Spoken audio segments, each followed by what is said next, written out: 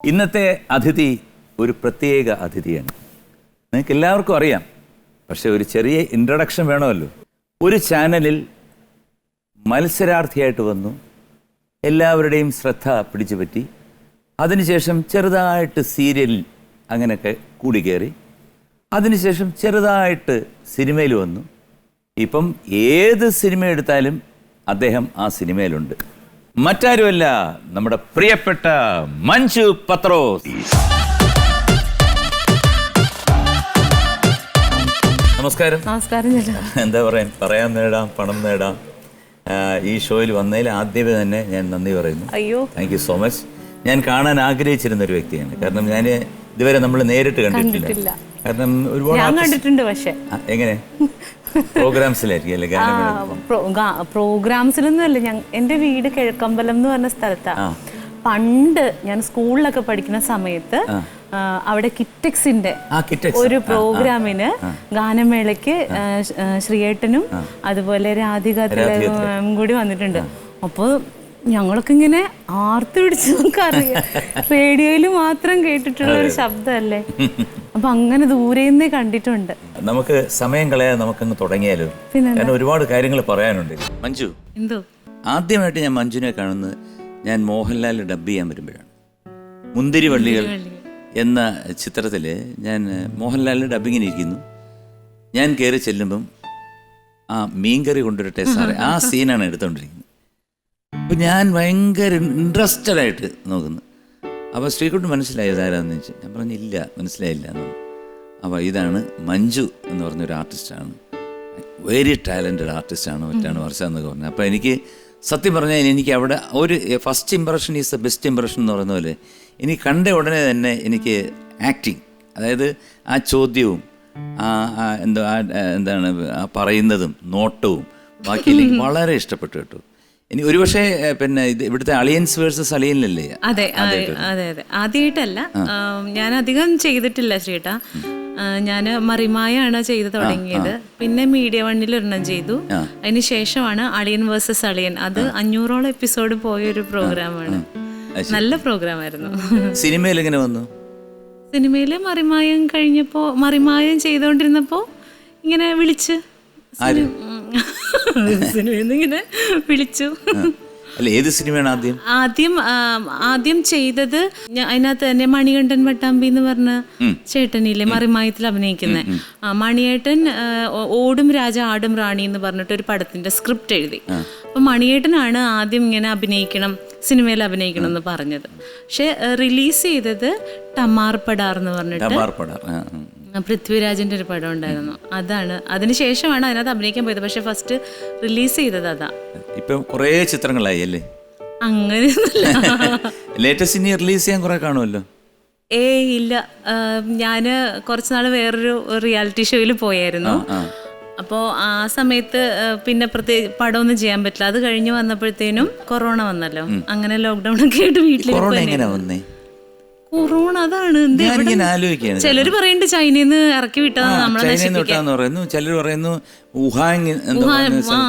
ഞാൻ വുഹാൻ അല്ല, ഞാൻ അവിടെ വേറെ കുറെ മാർക്കറ്റിൽ പോയിരുന്നു. ഞാൻ ചൈനയിൽ പോയിരുന്നപ്പോഴത്തേക്ക് അതിന് ഒരിത്തിരി എന്താണ് പറയുന്നത്, നമുക്കൊരു മനസ്സിനൊരു ശക്തി വേണം.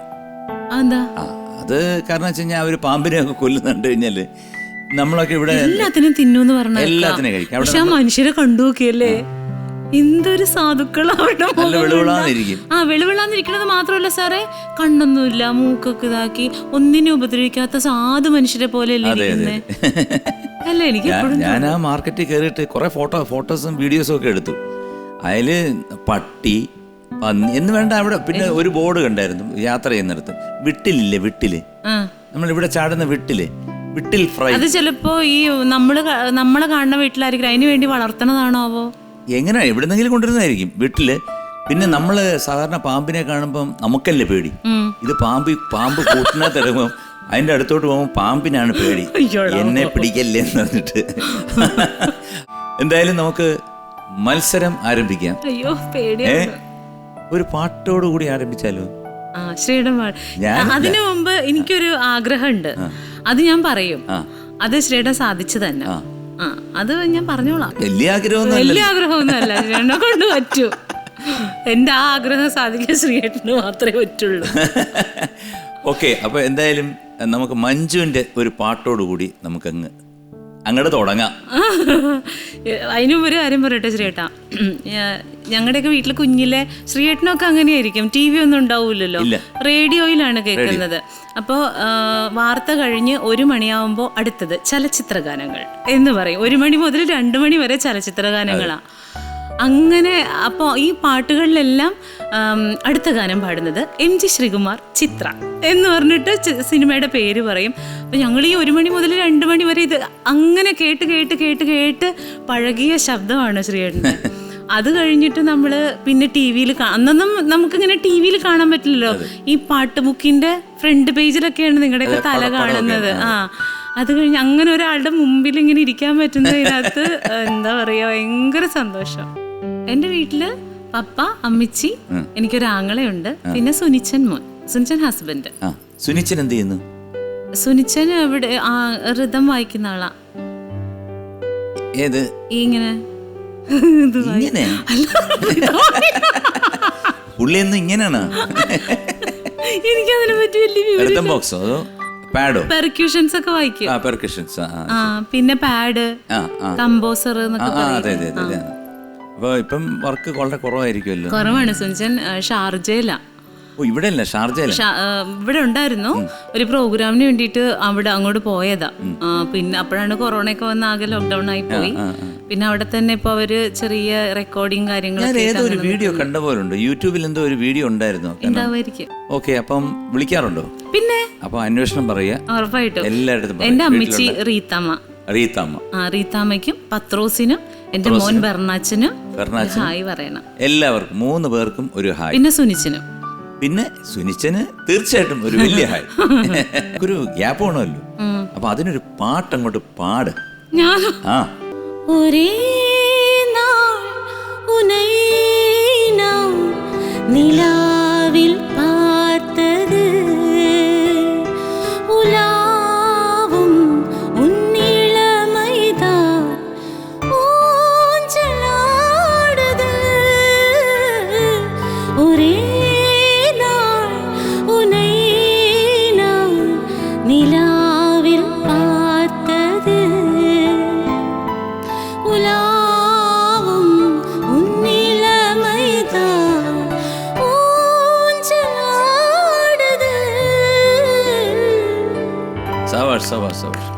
ഓക്കെ, മുമ്പോട്ട് പോകുമ്പോൾ പുറകോട്ട് വരുന്നത് എന്താണ്? മുമ്പോട്ട് പോകുമ്പോൾ പുറകോട്ട് വരുന്ന ആരാണ്? എന്താണ് മുമ്പോട്ട് പോകുമ്പോ പുറകോട്ട് വരുന്നത്? എന്താ? തോക്കാണോ? തോക്കോ? അല്ല, തോക്ക് ഇങ്ങനെ എന്താ വലിക്കുകയൊക്കെ ചെയ്യില്ലേ? തോക്ക് വലിക്കും. ഇത് മുമ്പോട്ട് പോകുമ്പോൾ പുറകോട്ട് പോകുന്നത് എന്താ? എനിക്കറിയായിരുന്നു. പുക, തീവണ്ടി ഓടിക്കുമ്പോ പുക ആണോ? കാറിന്റെ പുക. ഇത് ഉണ്ടല്ലേ കയ്യില്? എന്നാ ഞാനൊരു ചോദ്യം ചോദിക്കാം. ഇത് തീരണത് വരെ ഞാൻ ഒരു 5-6 ചോദ്യം ചോദിക്കാം. ചോദിച്ചോ. ആദ്യത്തെ ചോദ്യം കേട്ടാ. അത് കഴിഞ്ഞിട്ട് അടുത്ത ചോദ്യത്തിന് ഇനി അടുത്ത ചോദ്യം ചോദിക്കുള്ളൂ. ഞാൻ ഓർത്തിരുന്നാൽ മതിയായിരുന്നു, ഞാൻ പഠിച്ചിരുന്നതാ. ഒരു ഫ്ലൈറ്റില് ഇഷ്ടിക, അതെന്ത് ഇഷ്ടിക കൊണ്ടുപോകുന്നൊന്നും ചോദിക്കരുത്. ഒരു ഫ്ലൈറ്റില് 500 ഇഷ്ടിക കൊണ്ടുപോവാണ്. അതിൽ നിന്ന് 1 കീഴ്പോട്ട് ചാടിപ്പോയി. ബാക്കി എത്ര ഇഷ്ടികയുണ്ട്? ഇഷ്ടിക ചാടി, ഇഷ്ടിക വീണുപോയി. ഒരു ഫ്ലൈറ്റില് 500 ഇഷ്ടികയും കൊണ്ട് പോണു. അതിനകത്തുനിന്ന് 1 ഇഷ്ടിക വീണുപോയി. അപ്പൊ എത്ര ഉണ്ട്? പൊക്കത്തെ കൂടി ഇങ്ങനെ പോയിക്കൊണ്ടിരിക്കുക. ഒരു ഇഷ്ടിക വീണു ഫ്ലൈറ്റിന്ന്. ഇത്ര കറങ്ങിയൊന്നും ചിന്തിക്കണ്ട, അത് അതിന്റെ ഉത്തരം അങ്ങോട്ട് പറയേ. പറഞ്ഞു 499.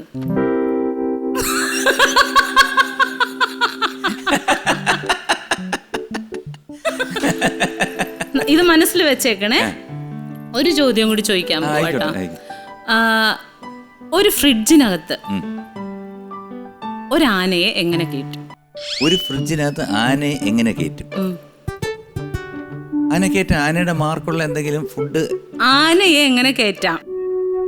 നിങ്ങളൊക്കെ സെയിം, വലിയ പ്രശ്നമൊന്നുമില്ല. ഫ്രിഡ്ജ് തുറക്കുക, ആനയെ കയറ്റി വയ്ക്കുക, അത്രേ ഉള്ളൂ. ഫ്രിഡ്ജ് തുറക്കുക, ആനയെ കയറ്റി വെക്കുക, ഫ്രിഡ്ജ് അടയ്ക്കുക. അടുത്ത ചോദ്യം ചോദിച്ചോ. ഇനി അടിച്ചിട്ട് കഴിഞ്ഞിട്ട് നീ കുറച്ച് കഴിഞ്ഞ് ചോദിക്കാം. കുറച്ച് ക്ഷീണം. നിരീശ്വരവാദികൾ നിർമ്മിച്ച സിനിമ, അതിന്റെ പേരെന്താണ്?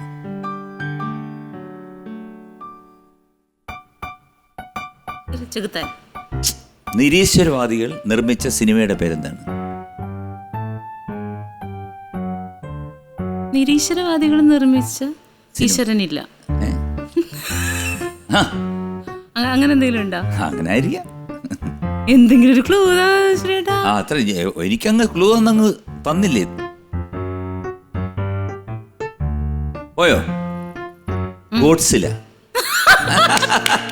ഗോഡ്സില്ല. അപ്പൊ ഞാൻ എന്റെ അടുത്ത ചോദ്യം ചോദിക്കാം. അപ്പൊ ഇതിനകത്ത് ഞാൻ തോറ്റിട്ടാ. അടുത്ത ചോദ്യം, ഒരു ഫ്രിഡ്ജിൽ ജിറാഫിനെ എങ്ങനെ കയറ്റും? നേരത്തെ പറഞ്ഞ പോലെ തന്നെ, ഫ്രിഡ്ജ് തുറക്കുക, ജിറാഫിനെ കയറ്റുക. തെറ്റ്. അല്ലല്ല, ഫ്രിഡ്ജ് തുറക്കുക, ആന എടുത്ത് മാറ്റുക, ജിറാഫിനെ കയറ്റുക. സൂപ്പർ. അറിയാതെ പെട്ടെന്ന് പറഞ്ഞു പോയത്. അപ്പൊ അതിന് അങ്ങനെ വിഷമിക്കുകയാണെങ്കിൽ ഞാനൊരു പാട്ട് പാടിത്തരാം, ഇതിന് തെറ്റിപ്പോയതിനു വേണ്ടി പരിഹാരമായിട്ട്. ദൂരക്കിഴക്കുതിക്കിൻ മാണിക്കച്ചമ്പഴുക്ക, ഞാൻ ഇന്നെടുത്തു വെച്ചേ എന്റെ വെറ്റിലത്താമ്പഴത്തിൽ. ദൂരക്കിഴക്കുതിക്കിൻ മാണിക്കച്ചമ്പഴുക്ക, ഞാൻ ഇന്നെടുത്തു വെച്ചേ എന്റെ വെറ്റിലത്താമ്പഴത്തിൽ. ദൂരക്കിഴക്കുതിക്കിൻ മാണിക്കച്ചമ്പഴുക്ക. അയ്യോ. അപ്പൊ എന്റെ കൂടെ പിന്നണി ഗായികയും കൂടെ ആയി. ഞാനൊരു സത്യം പറയട്ടെ, ഞാൻ എന്തായിരുന്നറിയോ ചോദിക്കാനിരുന്നത്, എനിക്ക് ശ്രീയുടെ കൂടെ ഒരു ഡ്യൂയറ്റ് പാടണമെന്ന്. എനിക്കൊരു സിക്സ്ത് സെൻസ് ഉണ്ട്. അത് എന്തോ ദൈവം അങ്ങനെ. എനിക്ക് പറയാലോ, ഞാൻ എം ജി ശ്രീമാന്റെ കൂടെ ഡ്യൂയറ്റ് പാടിയിട്ടുണ്ടെന്ന് പറയാം. ഇനി ഏതെങ്കിലുമൊക്കെ ഇനി അടുത്ത വർഷം ഷോ ഒക്കെ തുടങ്ങുമ്പോഴത്തേക്ക് വരുമ്പോഴേ നമുക്കും കൂടാം. ഒരു അമേരിക്കയിലോ അല്ലെങ്കിൽ ദുബായിലൊക്കെ ഷോയ്ക്ക് പോകുമ്പോൾ എന്റെ ഗായിക ആരാണ്? അത് മഞ്ജു. അല്ലെങ്കിൽ ഞാൻ ചോദിക്കും, ആരാണ് എന്റെ കൂടെ പാടുന്നത്? അത് മതി. അങ്ങനെ ചോദിക്കാം. ഇന്ന് ആരാണ് ആ പുള്ളി ഉണ്ട്, എന്താണ് ടിവിയിലൊക്കെ ഒരുമാതിരി പൈനായിരം ഒന്നോ ഏതാണ്ട് പറയുന്ന കക്ഷിയുണ്ടല്ലോ, പൂക്കുറ്റി എന്നൊക്കെ പറയുന്നത്, ഒരു എം ജി ശ്രീകുമാർ. അങ്ങനെ കൊള്ളാം, കുഴപ്പമില്ല, കൊള്ളാന്ന് പറയുന്നത്. കൊള്ളാം, കുഴപ്പമില്ല. അയ്യോ ദൈവമേ.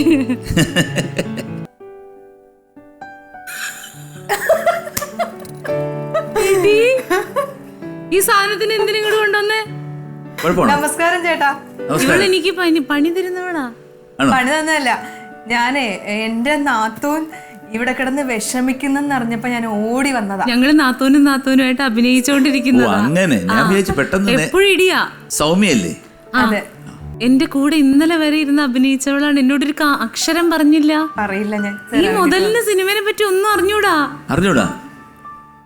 എന്നെങ്കിൽ ഞാൻ ഒന്നും പറഞ്ഞു തരൂല, ഇനി ഒന്നും പറയില്ല. നിനക്കറിയാവോ എനിക്ക് കിട്ടിയ 3000 നീ കളയോ? എനിക്ക് 4000 കിട്ടിയില്ലേ? 4000 കിട്ടി. പക്ഷെ ഈ 4 ചോദ്യത്തിന് സഹായിക്കാൻ വന്നിരിക്കുകയാണ്. ശ്രദ്ധിച്ച് സംസാരിച്ചു, ഇല്ലെന്നുണ്ടെങ്കിൽ പൊട്ടത്തെറ്റ് പറഞ്ഞു തരും. ചേട്ടാ, ഞാൻ ഇനി ഒന്നും പറഞ്ഞു കൊടുക്കത്തില്ല, കാരണം എന്നെ ചേച്ചിക്ക് വിശ്വാസം ഇല്ല. എന്നാ എന്നെപ്പിച്ച് വിട്. പിന്നെ എന്ത് ഒന്ന് വിശ്വസിക്കും. നോക്കാം. ഇല്ലട്ടാ, ഞങ്ങള് ഭയങ്കര കൂട്ടാ. ഭയങ്കര ചങ്ക് ഫ്രണ്ട്സ് ആണ്. എവിടാ സ്ഥലം? ആലപ്പുഴ. സ്ഥലത്തിന്റെ പേര് പറ. ആലപ്പുഴ. ഇല്ല, സ്ഥലത്തിന്റെ പേര് പറയില്ല. ഞാൻ പറയാം. ഞങ്ങള് സ്വതവേ വിളിക്കുന്ന കൊമ്മാടി സൗമ്യ എന്നാണ്. കൊമ്മാടി എന്ത് മഹാന്മാരുള്ള നാടാന്നറിയോ? കൊമ്മാടി, തെമ്മാടി എന്ന് പറഞ്ഞ പോലെ ഇല്ലേ? ചേട്ടാ, കിഴക്കമ്പലൊന്നും അല്ല, അത് പട്ടിമറ്റമാണ് ആയിരിക്കുന്നത്. പട്ടിമറ്റം മഞ്ജു പത്രോസാണ് ആയിരിക്കുന്നത്. അതെ, നിങ്ങളുടെ വഴക്ക് ഇവിടെ നിർത്ത്, നമുക്ക് പ്രോഗ്രാം തുടങ്ങാം. ഓക്കെ. ഞാന് ഒരാളും കൊണ്ട് സാക്ഷി. ഈ കോളേജ് പഠിച്ചത് എവിടെയെന്ന് പറഞ്ഞു?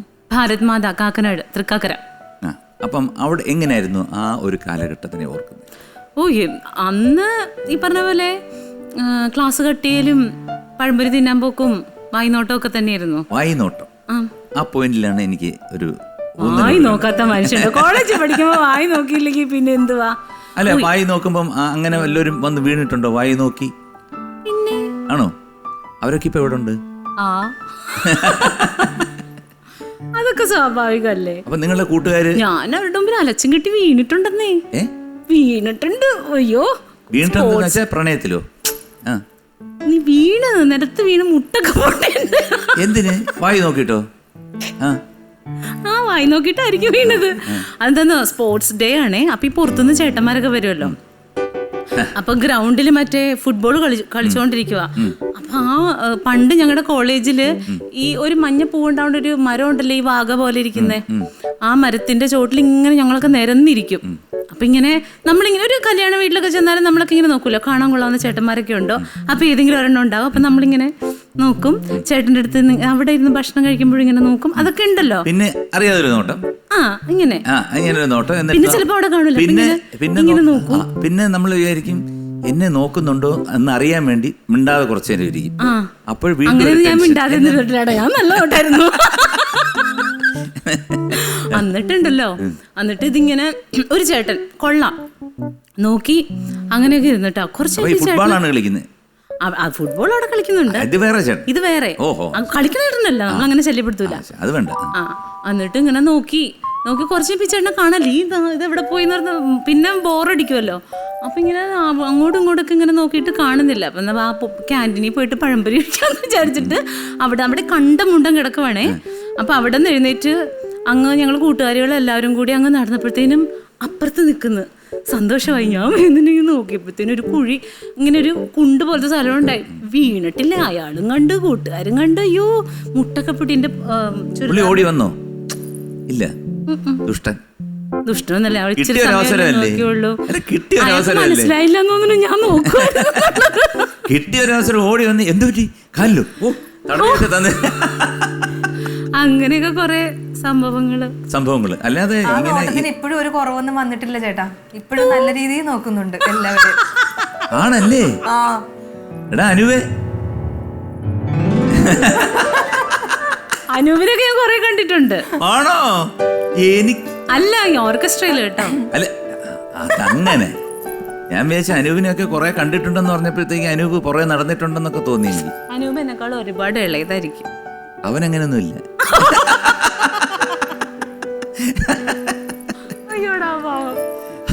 അപ്പൊ മുതല പിടിക്കാതെ അമ്മൂമ്മ രക്ഷപ്പെട്ട് അമ്മൂമ്മ അങ്ങോട്ട് കേറിയതും അമ്മൂമ്മ പുഴയെന്ന് കേറിയതും മുതല പിടിച്ച് അല്ല, ചത്തു വീണു. അമ്മൂമ്മ മരിച്ച് നിലത്ത് വീണ്. എങ്ങനെ അമ്മൂമ്മ എങ്ങനെ മരിച്ചു ഇത് പറയൂല.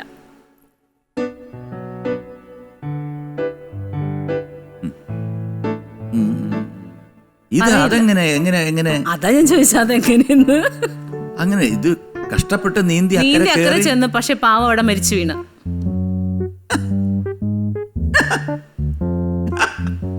അതെങ്ങനെ? അതാ എങ്ങനെ? ഇത് തോക്ക്.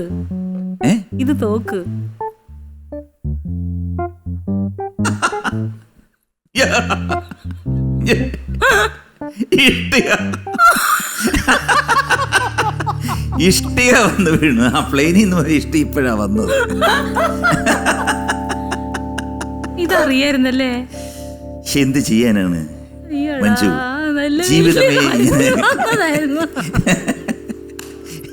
ജീവിതമേ ഇങ്ങനെ പോയി. ജീവിക്കണ്ടേ? ഒന്നുമില്ല. ഒരു ആർട്ടിസ്റ്റ് വന്ന്, അതായത് എന്താണ് പറയുന്നത്, നല്ലൊരു ആർട്ടിസ്റ്റ് വന്നിട്ട് നമ്മളുമായിട്ട് ഈ അങ്ങോട്ടും ഇങ്ങോട്ടും ഗിവ് ആൻഡ് ടേക്ക് പോളിസി വരുമ്പോഴത്തേക്ക് നമുക്ക് ഒരുപാട് ഫണ്ണിയസ്റ്റ് മൂമെന്റ്സ് കിട്ടും, രസകരമായിട്ട് മൂമെന്റ്സ് കിട്ടും, സീരിയസ് ആയിട്ടുള്ളത് കിട്ടും. എനിക്കും ഭയങ്കര സന്തോഷം. ഒട്ടും എനിക്ക് ഇവിടെ ഇങ്ങനെ ഇരിക്കുമ്പോൾ നമുക്കും ഭയങ്കര ധൈര്യം. ഞാനോർത്ത് സംസാരിക്കൊന്നും ഇല്ലായിരിക്കും, വലിയ ആൾക്കാരല്ലേ, അപ്പോ അങ്ങനെ വിചാരിച്ചത്. അങ്ങനൊന്നുമില്ല. അപ്പൊ എന്തായാലും ഒരുപാട് നന്ദി പറയാം നേടാമിൽ വന്നതിൽ. ഒരു പാട്ട് പാടി നമുക്ക് വൈൻഡ് അപ്പ് ചെയ്യാം. ഓക്കെ. സാഗർ കിനാരെ